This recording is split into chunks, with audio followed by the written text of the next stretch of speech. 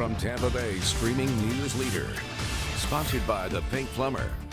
This is ABC Action News. Today we are expecting a major announcement from the Federal Trade Commission about a consumer protection crackdown. We'll let you know more about that around noon.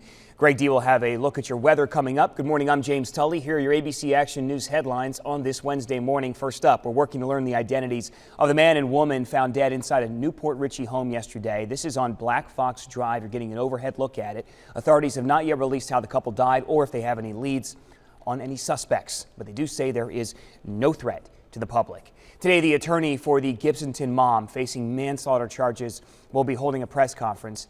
Tabitha Long is accused of lying about her son's drowning death this summer. Officials say at first Long claimed her son, Bentley, went into Bullfrog Creek on his own during a family gathering, but the Hillsborough County Sheriff says Long actually took the 9-year-old into the creek on her back, but he slipped off.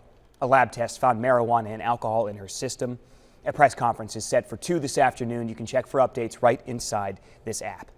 Sources familiar with the planning tell ABC News the State Department's internal watchdog is expected on Capitol Hill today to give an urgent update on the Ukraine matter to House and Senate staffers. It could be connected to a whistleblower complaint that says the president pressured Ukraine's president to investigate the family of rival Joe Biden during a July phone call. Again, updates coming through our app today.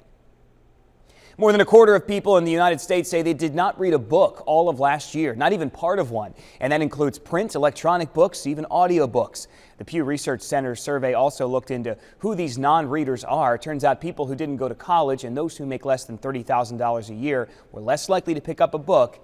Nearly a decade ago, only 19% of people said they hadn't read a book in the past year. The mayor's food truck fiesta is today in Lakes Gas Lake Square Park. 10 food trucks are expected. Now, Greg D, will the weather cooperate for a little outside lunchtime plans? I think it will, James. Just make sure you bring your sunglasses, maybe a wide brim hat. There is some shade there at the park, but it's also sunny in spots where some of those trucks are parked. So it is going to get warm and it'll feel hot with a temperature in the upper 80s as you head out to lunch in downtown Tampa today or anywhere in the Bay Area. Maybe a brief shower popping up during the afternoon. You can always get your latest hour-by-hour forecast by downloading the ABC Action News app.